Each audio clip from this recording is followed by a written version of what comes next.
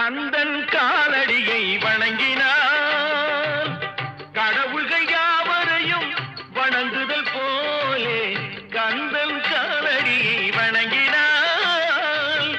கடவுள்கள் யாவரையும் வணங்குதல் போலே கந்தன் காலடியை வணங்கினார்.